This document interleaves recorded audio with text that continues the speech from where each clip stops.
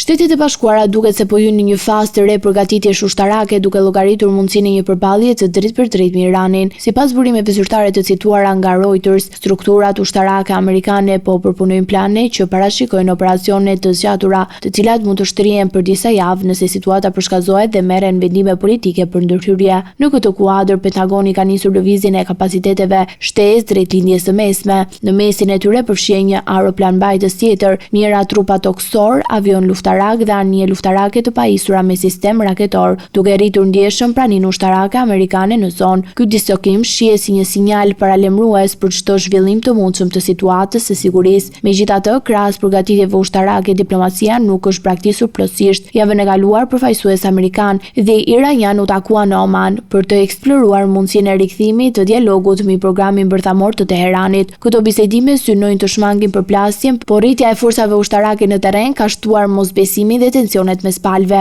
Ekspertët e sigurisë paralajmërojnë se çdo operacion i mundshëm nuk do të kufizojë vetëm në objektivat bërthamore, por mund të përfshinte edhe struktura shtetërore dhe ushtarake iraniane. Një skenar i tillë do të mbante rreziqe të larta për trupat amerikanë për shkak të kapaciteteve të konsiderueshme raketore të Iranit dhe mundësisë së kundërpërgjigjeve të shpejta që mund të përhapin konfliktin në gjithë rajonin.